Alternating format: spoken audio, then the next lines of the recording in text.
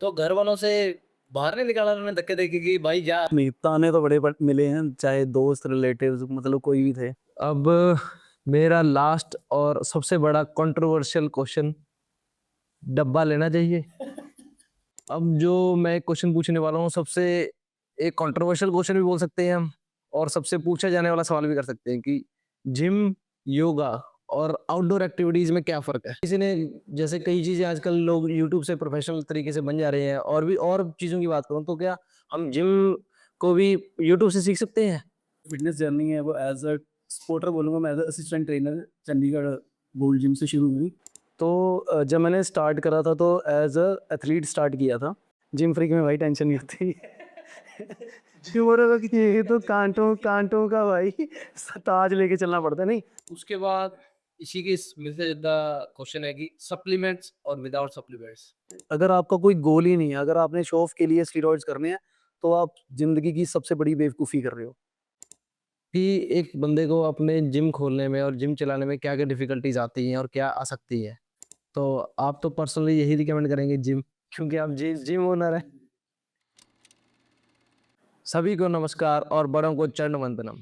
हम लेके आए हैं अपने शुद्ध टॉक्स चैनल पर एक और पॉडकास्ट बहुत ही फिट गेस्ट के साथ। फिट गेस्ट मैं आपको ज़रूर बताऊंगा आगे कि ये कौन है। उससे पहले मैं आपको थोड़ी मेहनत के बारे में बताना चाहूँगा। जो हमारे स्टूडियो में 2 हमारी टीम के मेंबर हैं, अंश और वंश, वो बहुत मेहनत से वीडियो को एडिट करते हैं, ऑडियो का सपोर्ट देखते हैं, चेक करते हैं। तो आप ये सारी मेहनत के लिए वीडियो को ज़रूर सब्सक्राइब करें हमारे चैनल को, और ज़्यादा से ज़्यादा शेयर करें, ताकि सभी की जो हम सबकी मेहनत है आपके लिए एक नया प्लेटफ़ॉर्म लेके आए हैं बद्दी में, उसको एक अच्छी राह पे और अच्छे लोगों के साथ हम पॉडकास्ट करें। अब आते हैं हम पॉडकास्ट की वीडियो पे। तो हमारे जो गेस्ट हैं, वो बचपन से ही बहुत एक्टिव रहे और स्पोर्ट्स में काफ़ी आगे रहे। वो उनका अगर हम गाँव की बात करें, बीबीएन क्षेत्र में एक गाँव है कोटियाँ, वहाँ से वो बिलॉन्ग करते हैं। जिम की शुरुआत उन्होंने अपने कॉलेज के साथ-साथ की, उसके बाद उनका करियर जो है वो मॉडलिंग से स्टार्ट हुआ। मॉडलिंग के बाद उन्होंने कई एड्स भी परफ़ॉर्म किए हैं। मैं आपको मिलाना चाहूँ रुपेंद्र सिंह मेहता, रोनी भैया के साथ में। सर कैसे हैं भैया? Thank you very much. बढ़िया, आप बताओ कैसे हो? बहुत बढ़िया जी। तो आपको सबसे पहले तो मेरा जो कॉमन क्वेश्चन है हमारे गेस्ट का, आपको हमारा सेटअप कैसा लगा? सेटअप बहुत अच्छा। First of all congratulations, first time बल्कि में मुझे कोई प्रोफेशनली एक पॉडकास्ट करने वाला बंदा मिला है, और स्पेशली वो मेरे जिम मेंबर है। बिल्कुल, बिल्कुल, और रहेंगे भी आपके।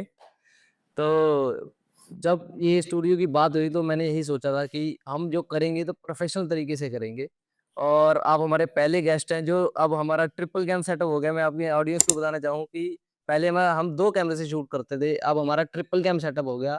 और आपके इस साथ के प्यार के साथ-साथ हमारे, हम चाहते हैं कि हमारे 20-25 कैमरों का जो प्रोफेशनल स्टूडियो का सेटअप होता है वो ज़रूर हो, और हमारे गेस्ट रोनी भैया बार-बार आते रहे। Thank you very much. तो भैया मैं बहुत खुश हूँ आपके साथ बैठ के, क्योंकि एक फिट बंदा हमारे साथ बैठा है। पहला क्वेश्चन मैं आपसे पूछना चाहूँगा कि आपकी, मैंने तो ऑडियंस को बता दिया, मगर आप खुद भी बताएँ कि आपकी जो शुरुआत है जर्नी की, इतनी हार्ड वर्किंग रही, स्ट्रगलिंग रही, वो कैसे स्टार्ट हुई आपकी? मैंने प्लस टू नॉन मेडिकल में की, और उसके बाद मैंने सभी के सजेशन, और मेरा कोई इंटरेस्ट नहीं है वैसे, बी फार्मा की मैंने। बी फार्मा के बाद मैंने कुछ फार्मा कंपनियों में काम किया, वही घर से रोटी वगैरह बनाने, शाम को वापस आ। तो धीरे-धीरे मैंने अपनी जो फ़िटनेस जर्नी है वो एज़ अ स्पोर्टर बोलूँगा मैं, as a assistant trainer Chandigarh gold gym से शुरू हुई। वहाँ से फिर मैंने ओसी जिम शुरू किया, तो मैंने वो जो स्पोर्टर वाली लाइफ़ थी वहाँ से लेके एज़ अ जो हमारी टॉप पोस्ट होती है सीनियर फ़िटनेस मैनेजर, मैंने वहाँ तक की जर्नी की। उसके चलते मैं सेलिब्रिटी पर्सनल ट्रेनर रहा, तो मैंने उस दौरान काफ़ी सेलिब्रिटीज़ को ट्रेन किया। आफ्टर दैट मैंने उसके दौरान मैंने फिर जो ये बॉडी बिल्डिंग होती है, मैन फिज़ीक, क्लासिक, ये सारी में पार्टिसिपेशन करा। फिर उसके बाद मैं इनमें ऑलमोस्ट अभी मैं मेरे गोल्ड मेडल रेंज में मिस्टर हिमाचल बना 3 टाइम्स, और फोर्थ जो मेरा टाइटल था वो था इसमें मिस्टर हिमाचल की, जो मॉडलिंग का होता है। जी। दिव्य हिमाचल वाले करवाते हैं, तो उसमें मेरा रनर अप था मैं, टचवुड। वो उसके बाद फिर मैंने मूवीज़ वगैरह, पंजाबी सिंगर्स के सॉन्ग्स में, एड्स में, इन सभी में काम किया। तो वो मेरा बहुत अच्छा एक्सपीरियंस रहा, सभी सेलिब्रिटी से मिलना तो मेरे लिए काफ़ी अच्छी बात है, बड़ी बात है। तो हम सब आपकी जर्नी को अच्छे से जानने के लिए बहुत उत्सुक है। तो अब आप एक सक्सेसफुल जिम ओनर भी हैं, हमारे बद्दी में साईं रोड पे रोनी फिटनेस एंड स्पा के नाम से हमारी बहुत अच्छी जिम चलती है और ऐसे ही कई ब्रांचेस हम चाहते हैं कि पूरे हिमाचल में हो।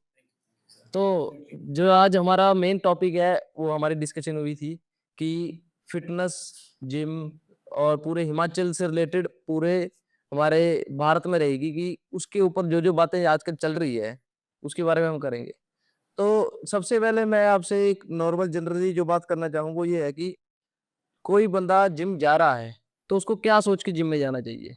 देखिए, जब भी कोई जिम में जाता है उसके दिल में सबसे पहले एक ना एक उम्मीद होती है कि मैं जिम जा रहा हूँ और मेरा कोच मुझे ट्रेन करेगा, मेरा कोच मुझे ट्रांसफ़ॉर्म करेगा, मेरा कोच मेरी लाइफ़ सबसे पहले ट्रेनर को पता होना चाहिए कि वो कौन है और क्या है। जब ट्रेनर को अपनी जॉब पता होगी, अपनी लिमिट्स पता होगी, उसके बाद वो किसी की लाइफ़ चेंज कर सकता है। ट्रेनर ये नहीं है कि आप किसी को ट्रेनिंग करवा रहे हो, ट्रेनर इज़ अ टीचर। आप टीचर हो, आपने किसी को एजुकेट करना है, आपने किसी की लाइफ़स्टाइल चेंज करनी। जब भी कोई जिम आता है तो वो एक उम्मीद से जा रहा है कि हाँ, मेरा ट्रेनर मेरी लाइफ़ चेंज करेगा। तो मेरा मानना ये है कि अगर कोई भी जिम जॉइन कर रहा है या जा रहा है, उसको सबसे पहले अपने गोल्स क्लियर होने चाहिए। अगर आपके गोल्स क्लियर है कि मुझे अगले 2 से 3 महीने में ये टारगेट सेट करना है, फिर उससे आगे का प्रोसेस आपके ट्रेनर को जो आप चूज़ कर रहे हो, first of all trust your trainer and trust the process. उसके बाद आप अपनी फिटनेस जर्नी स्टार्ट करिए। मैं अगर सीधी आपसे डायरेक्ट बात करूं कि जैसे मैं भी एक जिम जाता हूं, आपको पता है मैंने भी कई जिम ट्राई की हुई हैं। तो हम जिम जाते हैं तो एक नॉर्मल फीस होती है, मेंबरशिप फीस होती है और एक प्रीमियम मेंबरशिप फीस होती है जिसमें पर्सनल टीचिंग दी जाती है स्टूडेंट को और जिम जो करता है। तो उसमें डिफरेंस क्यों आता है? देखिए, जनरल ट्रेनिंग में क्या होता है कि आप एक ट्रेनर है, एक ट्रेनर के पास 10 से 15 मेंबर्स हैं। जी, उसको वो सभी को अटेंड करना पड़ेगा। बिल्कुल। ठीक है, वो आपकी जनरल ट्रेनिंग होगी। उसमें मोस्टली मैं उन लोगों को बोलूँगा वो जनरल ट्रेनिंग में रहे लोग, जिन लोगों को ट्रेनिंग करनी आती है। They have good experience. अगर लोग बिल्कुल बिगिनर हैं, किसी को मेडिकल इश्यूज़ हैं, तो वो हमेशा पर्सनल ट्रेनर हायर करें। अगर नहीं कर सकते हैं, तो पहले किसी अच्छे कोच के अंडर ट्रेनिंग करें, उसके बाद अपनी फिटनेस जर्नी स्टार्ट करें। और अगर किसी ने जैसे कई चीज़ें आजकल लोग यूट्यूब से प्रोफेशनल तरीके से बन जा रहे हैं और भी और चीज़ों की बात करूँ तो क्या हम जिम को भी यूट्यूब से सीख सकते हैं? लेकिन नॉलेज के लिए आप नॉलेज दे सकते हो, लेकिन एज अ ट्रेनर आप फील्ड से ही कर पाओगे। अब इन्फ्लुएंसिंग अच्छी भी है और बुरी भी है। आप लोग खुद देख रहे होंगे सोशल मीडिया का क्या हाल है। मैं सभी को नहीं बोल रहा हूँ, मोस्टली लोग मतलब उन लोगों को ज़्यादा फॉलो करते हैं कि जो आपको कुछ अनएजुकेटेड चीज़ें मतलब वर्थलेस कि मैं उसको मीनिंगफुल भी मानूंगा नहीं कि हाँ, ये क्या बोल रहा है भाई यार, तो उसको शर्म दो लो। हम लोग किसी को एजुकेट करना चाहते हो तो आप सोशल मीडिया को कुछ डाल रहे हो, ढंग से डालिए। और सोशल मीडिया अब ऐसा हो गया कि बंदे के दिमाग पे सच चढ़ के बोल रहा है। हर बंदे को फॉलोवर्स चाहिए, हर बंदे को लाइक्स चाहिए, व्यूज़ चाहिए। जी, जी। चाहिए अपने अच्छे काम से लीजिए, ना कि आप किसी चीज़ को मतलब बढ़ावा देके दो ही अनएजुकेशन पे लेके जा रहे हो, आप उसमें फिटनेस से बिगाड़। अच्छी चीज़ें सीखिए, आपको यूट्यूब, इंस्टाग्राम हर जगह अच्छे लोग मिलेंगे। बस फ़र्क ये है कि आपको उनमें से चूज़ करना आना चाहिए। आपको पॉजिटिव और नेगेटिव लोग हमेशा रास्ते में मिलेंगे। डिपेंड आपके ऊपर करता है कि आपने नेगेटिव लोगों को पकड़ना है, पॉजिटिव लोगों को। जर्नी के बारे में जाना तो अगर मैं इस प्रोफेशन में आना चाहूँ तो मैंने तो चलो थोड़ी बहुत पढ़ाई की है। आपने बी फार्मा की बद्दी में रह के जो कि एशिया का सबसे बड़ा फार्मास्यूटिकल हब है, जी, जी। उसके बाद आप जिम प्रोफेशन में है, बॉडी बिल्डिंग प्रोफेशन में है या मैं कहना चाहूँ फिटनेस लाइन में है, जी। तो घर वालों से बाहर नहीं निकाला उन्होंने धक्के देके कि भाई जा। नहीं, ताने तो बड़े मिले हैं, चाहे दोस्त, रिलेटिव्स मतलब कोई भी थे कि ये क्या कर रहे हैं, जिम जा रहे हैं, काम कुछ करते नहीं हैं। तो जब मैंने पहले स्टार्टिंग करी है तो मैंने करी थी चंडीगढ़ से गोल्ड जिम से। तो जब मैंने गोल्ड जिम से स्टार्टिंग करी है तो धीरे-धीरे जैसे-जैसे मुझे प्रोफ़ेशन समझ आने लगा है, डाइट के बारे में पता लगा, न्यूट्रिशन के बारे में पता लगा और जो वहाँ का टाइम था कि आप ये सोच लीजिए 8 घंटे की ड्यूटी होती है, मेरी कई बार 13-13 घंटे की ड्यूटी होती थी। मैं वो शिद्दत से करता था। मुझे मतलब डंबल रैकिंग में मुझे एज़ अ असिस्टेंट ट्रेनर मुझे जॉइन किया था, लेकिन मैं एज़ अ सपोर्टर ही काम कर रहा था और मुझे उस काम में कभी शर्म नहीं आई। ना मैंने किया, ना मैं आज करता हूँ। उसके बाद फिर मैंने जैसे धीरे-धीरे मुझे मतलब प्रमोट हुआ। मैं पहले एक बार गोल्ड जिम में पर्सनल ट्रेनर बना, लेकिन मैंने जब एक ओसी जिम है जो नॉर्थ इंडिया की काफ़ी अच्छी जिम रही है, तो मैंने वहाँ पे जॉइन किया दोबारा असिस्टेंट ट्रेनर। फिर मैंने दोबारा अपनी जर्नी शुरू की और फिर वहाँ पे मैंने सारी टाइम रहा और उसके बाद ही मैंने वहाँ पे जितने भी सेलिब्रिटीज़ आते थे, चाहे वो पुलिस डिपार्टमेंट से थे, पॉलिटिशियंस थे, आर्मी के थे, बीएसएफ के काफ़ी जवान थे। एंड आपको इंडस्ट्री के बारे में तो ऑलरेडी पता ही है, मैं आपको बता चुका हूँ। जितने भी सेलिब्रिटीज़ थे तो उन लोगों को एज अ पर्सनल ट्रेनिंग या फिर उनकी काउंसलिंग वगैरह जो था वो मैं सब कुछ कर रहा था। तो हमने सुना है कि आप कई फेमस जो पंजाबी एक्टर्स हैं, एक्ट्रेसेस हैं, उनके काफ़ी क्या बोलते फेवरेट पीटी टीचर भी रहे। फेवरेट इसलिए रहता था क्योंकि मैं फेवरेट तो चलो उनका मानना होगा, बट फेवरेट इसलिए था क्योंकि मुझे मज़ा आता है अपने काम में। मैं जब भी मुझे मेरे पास कोई आता है, मुझे उसकी आंखों में उम्मीद दिखती है कि मुझे इस बंदे को ट्रांसफॉर्म करना है। मुझे जज करने में ज़्यादा टाइम नहीं लगता कि ये बंदा कर सकता है नहीं कर सकता है। उसके काम से, उसकी बातों से उससे पता लग जाता है कि ये करेगा या नहीं करेगा। पर्सनल ट्रेनिंग में मेरे पास जितने भी थे हार्ड वर्किंग, बहुत निंजा पाजी मतलब one of the most hard working गाय, मतलब जिनको मैंने ट्रेनिंग करवाई है। सुनंदा मैम थी, वो काफ़ी हार्ड वर्किंग थी ट्रेनिंग के लिए, वो मेरे होम पिटी थे। उसके बाद इंडिया हॉकी टीम के कैप्टन थे प्रभजोत पाजी थे, राजपाल पाजी थे। तो इन लोगों को ट्रेनिंग करवाते हुए ना पैशन दिखता है कि यार मैं किसी उन लोगों को ट्रेन कर रहा हूँ जिन्होंने मेरे देश को रिप्रेजेंट किया हुआ है। तो उनको मज़ा आता था ट्रेनिंग करवाने में। ध्यान आपको ये जर्नी। फिर उसके बाद आपका जो सफ़र है, तो एक अगर हम बात करें मैन ऑफ द हाउस की, तो मैन ऑफ द हाउस बनने में आपको कैसा लगा कि एक आप छोटे 6000 के पैकेज से आपने पहला स्टार्ट किया, जिस चैनल से स्टार्ट किया, उसके बाद अब आप एक सक्सेसफुल बिजनेस जिम ओनर है। जी। तो उसमें आपको कैसा लगता है कि अब मैं मैन ऑफ द हाउस बन गया, घर वाले मेरे को ताने देते, तो अब थोड़ा मैं डाउन टू अर्थ तो हुई हूँ, थैंक यू। तो उसके साथ में आपको कैसा लगा? आप अब रह रहे हैं, आप अपने ड्रीम लाइफ एक तरह से कहो तो जी रहे हैं। नहीं, काफ़ी अच्छा फ़ील होता है। फ़र्स्ट ऑफ़ ऑल आपने जिस पैशन को एक जस्ट एंटरटेनमेंट एन्जॉयमेंट के लिए शुरू किया था, वो आपकी लाइफ़ बन चुका है। तो जब मैंने स्टार्ट करा था तो एज़ अ एथलीट स्टार्ट किया था, बट अभी जब मैं एज़ अ बिज़नेस स्टार्ट कर रहा हूँ तो मुझे छोटी-छोटी बारीकियाँ देखनी पड़ती हैं, चाहे वो जिम के रिलेटेड है, चाहे बाहर के रिलेटेड है। मैं आपसे दूसरा ये पूछना चाहूँगा कि एज़ अ जिम ओनर और एज़ अ जिम फ्रीक में क्या डिफरेंस? जिम फ्रीक में भाई टेंशन नहीं होती।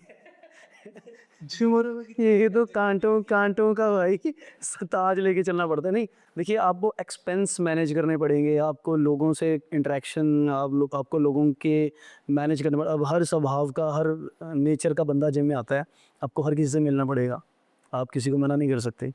बट ये है कि लोगों से मिल के अच्छा लगता है, एक्सपीरियंस मिलता है। मैंने आपको पहले बोला कि प्लस और नेगेटिव लोग आपको मिलेंगे, चॉइस इज़ योर्स। आपने प्लस के साथ जाना है, नेगेटिव के साथ जाना है, दैट्स इट। तो आप यहाँ जिम चलाते हैं, तो आपको कई तरह के कैटेगरी के लोग आते हैं भाई। 1 मिनट बॉडी भाई जिम में बंदा घुसा एक दिन और मतलब मैं उसको पहले जिम विजिट दे रहा था। जैसे ही मैंने जिम विजिट दिया, वो अभी मतलब कार्डियो सेक्शन भी क्रॉस नहीं हुआ था। वो भाई साहब उसने अपना पेट पकड़ के मेरा टिड कटा दो भाई। मैं क्या आ रहे थे चल। कितने दिन दिया इसके लिए? भाई मैंने उसको बोल दिया, मैं क्या तू आ रहे थे चल, तेरा वहीं पटवा के ले आओ।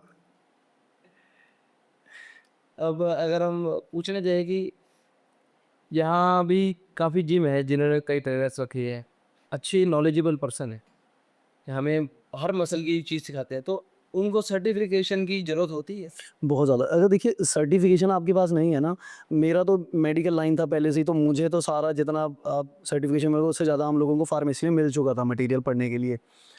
अगर आप ट्रेनर हो, फर्स्ट ऑफ ऑल आपको ह्यूमन बॉडी के बारे में एक चीज़ पता होनी चाहिए। आपको स्केलेटन सिस्टम के बारे में पता होना चाहिए, आपको मस्कुलर सिस्टम के बारे में पता होना चाहिए, आपको digestive system, respiratory system, everything आपके दिमाग में घूमनी चाहिए जब कोई ट्रेनर ट्रेनिंग करवा रहा है।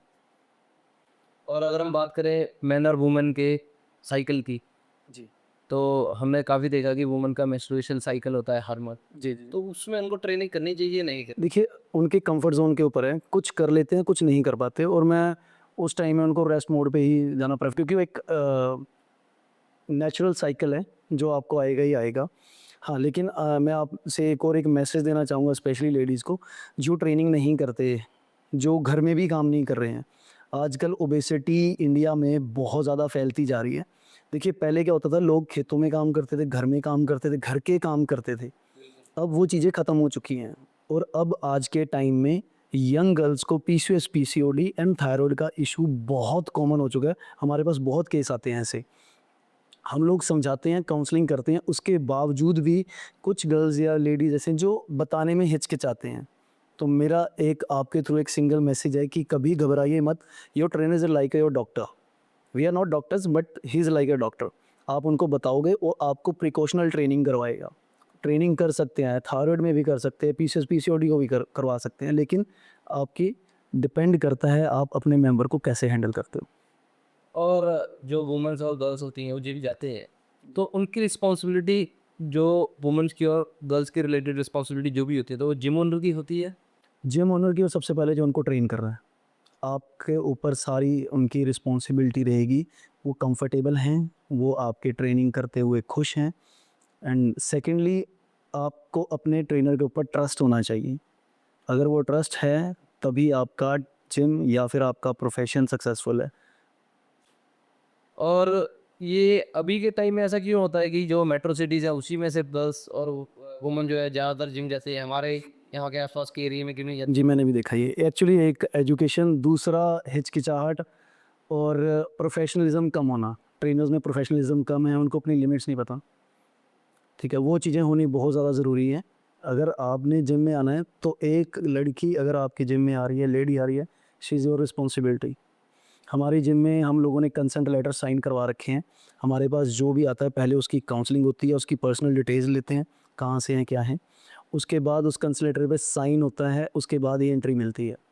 रीज़न ये है क्योंकि हम लोग मोस्टली टारगेट, क्योंकि मैंने पहले सर्वे करवाया था, हमारा टारगेट ये है कि लोग या गर्ल्स जो भी लेडीज़ आ रहे हैं वो लोग सेफली ट्रेनिंग करें।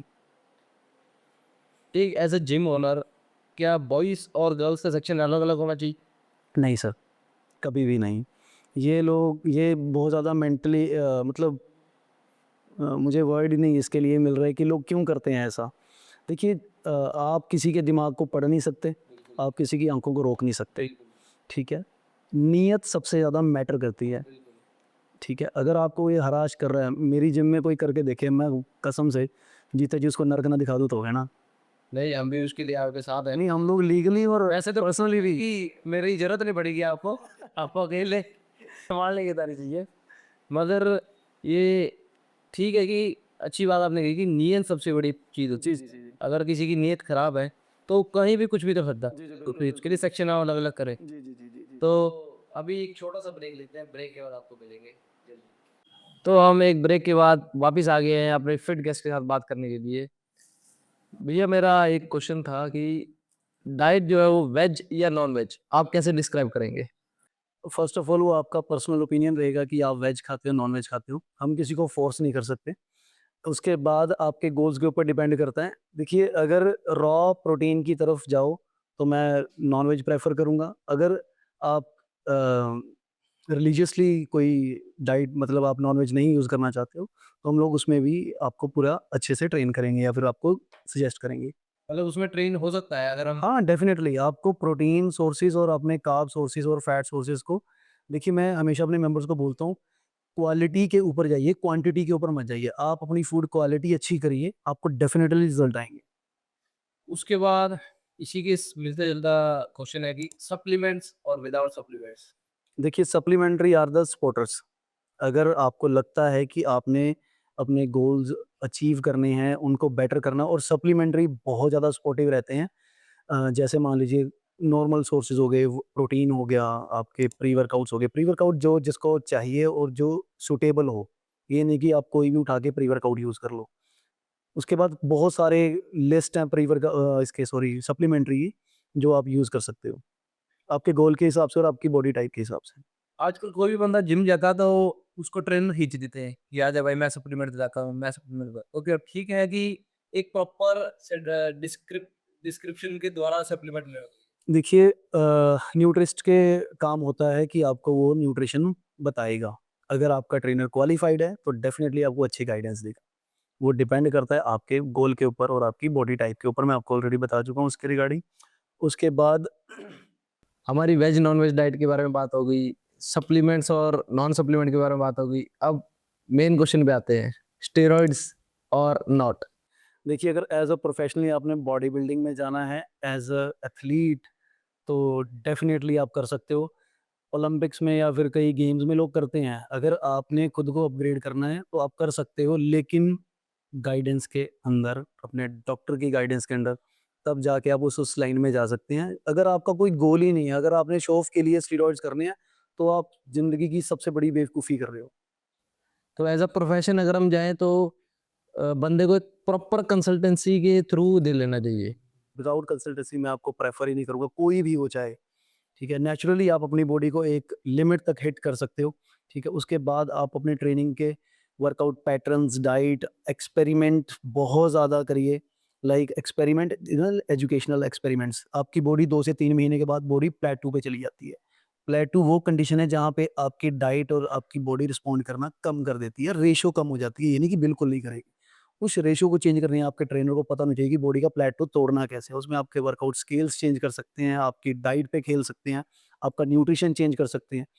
तभी मैं बोलता हूँ कि 2 से 3 महीने के गोल सेट करिए, उसके बाद उसको धीरे-धीरे काम करिए। ये कोई शॉर्टकट नहीं है कि आप जिम में गए 2 महीने में बॉडी बना ली। नहीं भाई, ये लाइफ़स्टाइल है, आपको अपनाना पड़ेगा। स्टेप टू स्टेप प्रोसेस है इसकी पूरी।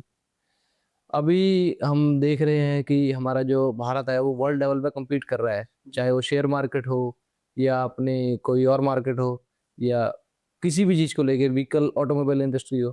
तो हमारी फिटनेस इंडस्ट्री कितनी ग्रो कर सकती है और कितने कंपटीशन लेवल दे रही है अभी? देखिए, अगर इंटरनेशनल लेवल जैसे मान लिया ओलंपिया वगैरह हो, वहाँ तो पहुँचना मुश्किल है, इम्पॉसिबल। मतलब हमारे इंडिया में भी सुमित यादव जी 28 साल बाद मिस्टर एशिया बने हैं, वो भी हेनरी रैमबोर्ड की ट्रेनिंग के अंदर। और मुझे नहीं लगता कि और कोई उस लेवल पे होगा। अगर होगा भी तो मतलब एज़ अ ओलंपिया जाना मतलब बहुत बड़ी बात है। और हम हमारे, और सबसे बड़ी बात बताऊँ, जो हम एशियंस हैं, हमारा जो इंडिया वो एशियंस में है। हमारे जो मसल्स हैं वो एंड्योरेंस मसल्स हैं। हम लोग कबड्डी, रेसलिंग, फुटबॉल इन चीज़ों में ज़्यादा बेटर निखर के आ सकते हैं। हम लोगों में स्ट्रेंथ मसल्स नहीं हैं। हम सब ने देखा कि एक एशियन जो फिजिक होता है, ज़्यादातर बात करूँ कि हमारा भारतीय जो फिजिक होता है एक बंदे का, तो वो अच्छा होता है। मगर फिर भी कॉमनवेल्थ गेम्स होती है या कोई भी अदर गेम्स होती है, उसमें मेडल नहीं आ पाते हैं। देखिए, ओलंपिक्स की बात करते हैं, कॉमनवेल्थ की, मतलब बहुत बड़ा टास्क है हमारे इंडिया के लिए, भारत के लिए। कुछ टाइम पहले मैंने वीडियो भी डाला था इसके रिगार्डिंग। मैं बात करूँगा एशियन जेनेटिक्स के ऊपर, और उसके बाद जो हमारे मसल्स हैं, मैं आपको थोड़ी देर पहले बता के हटा कि हम लोग एंड्योरेंस पे ज़्यादा बेटर रहेंगे। अब 5 साल से पहले छोटे बच्चे का मसल फाइबर टेस्ट होता है। धुलाई से मसल लेके मसल माए बायोप्सी टेस्ट होता है, मसल फाइबर टेस्ट। उसमें बच्चे का पता लगता है कि स्लो स्विच है या फास्ट स्विच है। उसके बाद फॉरेन कंट्रीज़ में मोस्टली ये टेस्ट होते हैं। और मैंने रिसेंट ये बहुत ज़्यादा स्टडी करी, मैंने बहुत डॉक्टरों से बात करी है, ट्रेनिंगों से बात करी है, जो हमारे भी सीनियर है। लेकिन ये टेस्ट बैन है और इसकी मुझे वजह नहीं पता नहीं, और ये बैन है भी है नहीं है, इसके बारे में मुझे नहीं फाइनल इन्फॉर्मेशन नहीं है। सिर्फ इंडिया में बैन है कि ऑल कंट्रीज में इसको यूज़ किया जाता है कि बच्चों की परफॉर्मेंस तभी तो निखर के आएगी। आपको पता लग जाएगा ना कि आपका बच्चा स्ट्रेंथ अच्छी कर सकता है या एंड्योरेंस अच्छी कर सकता जी, है। जी, बिल्कुल, जब हमारे को पाथ क्लियर होगा, तो उसमें ये है कि आप सचिन तेंदुलकर को सचिन तेंदुलकर बना सकते हैं।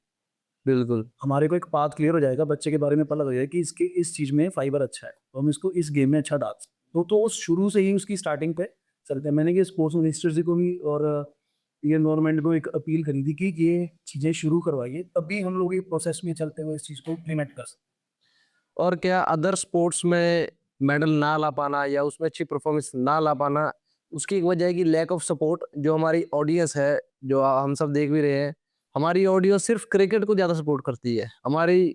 धीरे-धीरे इंटरेस्ट के ऊपर काफ़ी चीज़ें उठ चुकी हैं। आपने कबड्डी देखा होगा, फुटबॉल भी मेरे काफ़ी ग्रो कर रहा है। हमारे को सबसे पहले इंटरेस्ट, दूसरा उसके बाद हम लोगों को हर एक जो मान लो गेम है उसको बढ़ावा देना पड़ेगा। धीरे-धीरे अभी खो-खो का वर्ल्ड कप हुआ है, एंड अदर गेम्स में धीरे-धीरे हमारे इंडिया लोग है, रेसलिंग में है, कोई भी सबसे बड़ी बात है इंटरेस्ट, उसके बाद उस पे काम करना। अगर अब आपको देखिए बद्दी में कितने नेशनल खेलते हैं बच्चे, क्रिकेट के लिए हिमाचल को रिप्रेजेंट कर रहे हैं, कबड्डी में हैं, लड़के कुछ रेसलिंग में हैं। तो अब उनको आप खुद सोचिए, किसी को भी कोई स्पॉन्सरशिप नहीं है डब्बी से। अनिल मेहता, मैंने आपको बात करी, वो मुआताई इंडिया से खेल रहे हैं पूरे अपने खर्चे के ऊपर, 10वां रैंक उनका ऑल ओवर वर्ल्ड में। और वो अभी आज भी स्ट्रगल कर रहा है अपने खर्चे पानी निकाल, स्पोर्ट ही नहीं। बिल्कुल स्पॉन्सर की बहुत कमी है और इस वजह से जो हमारे फिटनेस एथलीट्स होते हैं, कॉम्पिटिट लेवल के एथलीट्स होते हैं, उनको बहुत दिक्कत आती है सफ़र करने में, स्ट्रगल करने में, अपना लाइवलीहुड करने में। मैंने अभी रिसेंट एक वीडियो डाला था कि जो भी लोकल यहाँ पे कंपनीज हैं, उनसे, चाहे पॉलिटिशियंस हैं या फिर कोई भी collector, IAS officer, what ever कोई भी, चाहे वो हम लोग हैं, जितना हो सके बच्चों की सपोर्ट करिए, उनको एक प्राइमरी अगर आप हेल्प करोगे बच्चे के लिए बहुत ज़्यादा एक्सपोर्टेड चीज़ निकल के आएगी। अब जो मैं क्वेश्चन पूछने वाला हूँ सबसे एक कंट्रोवर्शियल क्वेश्चन भी बोल सकते हैं हम और सबसे पूछा जाने वाला सवाल भी कर सकते हैं कि जिम, योगा और आउटडोर एक्टिविटीज में क्या फ़र्क है? देखिए आउटडोर एक्टिविटीज़ में आप बॉडी वेट ट्रेनिंग ऐड कर सकते हो। उसके बाद जो योगा है फॉर फ्लेक्सिबिलिटी आपकी इनर स्ट्रेंथ, इनर हेल्थ के लिए। जिम एक ऐसी जगह है जहाँ पे आप सब चीज़ें इकट्ठी कर सकते हो। आपने कार्डियोवास्कुलर करना है, मोस्ट वेलकम। आपने स्ट्रेंथ ट्रेनिंग करनी है, मोस्ट वेलकम। आपने स्पोर्ट्स कंडीशनिंग करनी है, मोस्ट वेलकम। आपने योगा करना है, क्रॉसफिट करना है, कुछ भी करना है, वो एक स्पॉट है, वो एक जगह है जहाँ पे आप वो सारी चीज़ें कर सकते हो। तो आप तो पर्सनली यही रिकमेंड करेंगे जिम क्योंकि आप जिम ओनर हैं। तो एज़ अ जिम ओनर कितनी डिफिकल्टीज़ होती है एक पर्सन को जिसने जिम अपना खोला हुआ है? कि एक बंदे को अपने जिम खोलने में और जिम चलाने में क्या-क्या डिफिकल्टीज़ आती हैं और क्या आ सकती है? अगर हमारे किसी दर्शक ने खोलना हो अपना जिम तो उसको क्या-क्या डिफिकल्टी देखनी पड़ेगी स्टार्टिंग में? फर्स्ट ऑफ ऑल फाइनेंशियली नहीं, सबसे पहले घर वालों की डाँट। डाँट तो वही पक्की है, शायद छितर भी पड़ेंगे। मेरे नहीं पड़े थे, डोंट वरी। मेरा जो जिम का मतलब प्लान बना था, मैं लॉकडाउन में घर वापस आया, तो हम 2-3 कज़न थे जो रेसलिंग और जो एथलीट थे, हम लोग मॉर्निंग जॉगिंग करने जाया करते थे। तो धीरे-धीरे गाँव के छोटे-छोटे बच्चे जो हार्डली आई थिंक 10-10 साल के हैं, उन्होंने आना शुरू कर दिया। आप इमेजिन नहीं करोगे विदिन 15 डेज़ 5-6 गाँव से आस-पास से हम लोग कम से कम जो 70-80 मैं अभी लोएस्ट नंबर बोल रहा हूँ कि 70 और 80 अब हमारे पास बच्चे इकट्ठे होने शुरू हो चुके थे एक ग्राउंड में। हम लोगों ने वहाँ पे जिम इक्विपमेंट्स रख दिए, कुछ क्रॉप्स रख दिए, टायर एंड ऑल। फिर उसके बाद हम लोगों ने उनको छोटे-छोटे कॉम्पिटिशन्स करवाना शुरू कर दिया।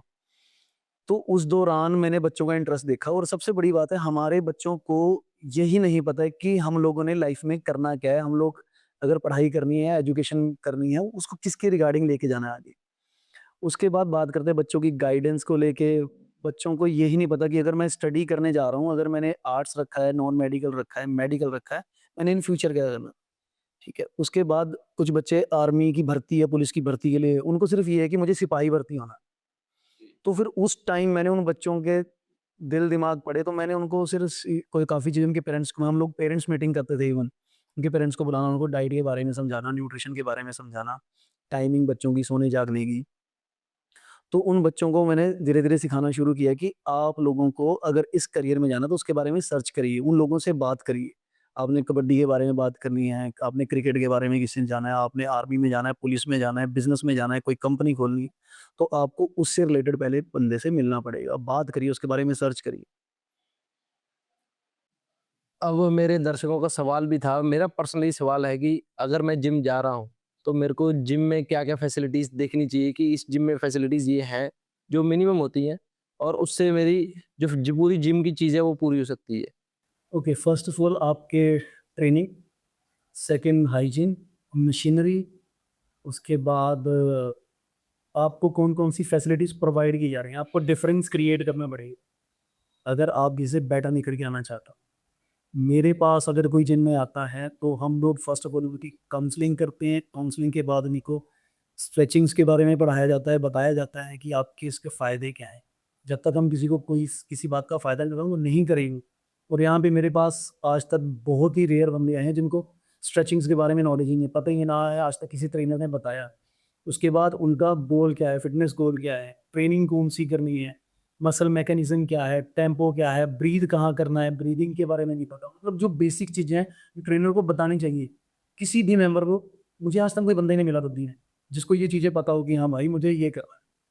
मतलब इस चीज़ के लिए मैं आज तक लोगों से बहस कर रहा हूँ कि भाई ये चीज़ साइंटिफिकली ऐसे करनी है। आप लोग तुक्के से काम नहीं चला सकते। और दूसरा सवाल ये था कि जो स्ट्रेचिंग हम करते हैं वो जिम में वर्कआउट करने से पहले करनी चाहिए, वर्कआउट के बाद करनी चाहिए? देखिए इसके 3 तरीके की मैं बोलूँगा आपको स्ट्रेचिंग्स होगी। जो हम लोग बिफोर वर्कआउट स्ट्रेचिंग करते हैं उसमें डायनामिक स्ट्रेचिंग और मोबिलिटी आती है, जी। जिसमें आपको अपनी बॉडी से रिलेटेड मूवमेंट्स करनी होती है, height to weight, down to body. उसके बाद हम लोग आफ्टर वर्कआउट स्ट्रेचिंग करते हैं जिसमें हमारे स्टैटिक हो जाते हैं, आइसोमेट्रिक होल्ड आते हैं। वो होते हैं 20 सेकंड से ज़्यादा, जिसके दौरान हमारी बॉडी से हमने जिस मसल को ट्रेन किया है उसमें से लैक्टिक एसिड रिलीज हो जाए, तो आपकी बॉडी में क्रैम्स या फिर कोई ऐसा इशू नहीं आता। उसके बाद एक चीज़ और जो बहुत कम लोगों को पता है, ड्यूरिंग ट्रेनिंग जब आपका मसल बहुत ज़्यादा ओवर पंप हो जाए या क्रैम्प्स आ रहे हैं, आप उस टाइम भी स्ट्रेच कर सकते हो, जो आपको कम से कम 7 से 10 सेकंड के बीच में स्ट्रेच करना होगा, लंबा स्ट्रेच नहीं करना, ठीक है? वो उसमें आपका ब्लड फ्लो बेटर हो जाएगा। अब मेरा लास्ट और सबसे बड़ा कंट्रोवर्शियल क्वेश्चन, डब्बा लेना चाहिए? ओके, डब्बे की बात करते हैं। फर्स्ट ऑफ ऑल मैं दर्शकों को भी बोल रहा हूँ, जिस डब्बे की बात कर रहे हैं उसको हम लोग जिमर्स प्रोटीन बोलते हैं, और मैं फर्स्ट ऑफ ऑल आपको पहले प्रोटीन की दास्तान सुनाना चाहूँगा। बिल्कुल बिल्कुल दूध पीते हो आप? जी। कितना दूध पीते हो? अब तो कम कर दिया 1 गिलास, मगर फिर भी डेली का। आप 5 लीटर दूध इकट्ठा पी सकते हो? नहीं। तो 5 लीटर दूध से वो 1 स्कूप बनता है, जो कि पॉसिबल, तो वो इसलिए न्यूट्रिशन आपको चाहिए। ओके, अब ये दूध से कैसे बनता है? हम दूध को फाड़ते हैं, पनीर निकल गया। जी। Paneer is a casein protein. Okay. जो हम पानी बचा उसको इवेपोरेशन वगैरह किया जाता है, और उसके बाद उसकी काफ़ी लंबी प्रोसेस है, उसमें अमाइनोज डालते हैं और भी काफ़ी चीज़ें हैं, जैसे मान लो आपने ईस्ट या फ्लेवर है ना, बहुत सी सारी चीज़। उसके बाद जो 5 लीटर अप्रॉक्सीमेटली बोल रहा हूँ, उसके 5 लीटर दूध के बाद वो हमारा 1 स्पून आता है, जिसमें अप्रॉक्सीमेटली 22 या 24 अप्रॉक्स प्रोटीन हो सकता है। क्योंकि आजकल कंपनियां क्लेम कर देती हैं कि हमारे 1 स्कूप में 26 ग्राम प्रोटीन है, लेकिन उस 26 ग्राम में से आप टेस्ट करवाओगे, बहुत कंपनी होती है जिनकी 22 ग्राम प्रोटीन निकलता है, जी। इसमें वो नाइट्रोजन स्पाइकर्स ऐड कर। बिल्कुल। तो आपके साथ बहुत मजा आया, इस सेशन को हम एंड करते हैं। और लास्ट में जैसे कि हम हमारे गेस्ट को एक छोटा सा उपहार देते हैं हमारी पूरी टीम की तरफ से, तो मैं आपको देना चाहूंगा। ये हमारा छोटा सा उपहार है हमारी पूरी टीम की वजह से। Thank you very much. और मेरी तरफ से भी आपके भी के लिए छोटा सा उपहार है, ये दोस्ती और भाईचारे के लिए। बहुत बहुत धन्यवाद इसका।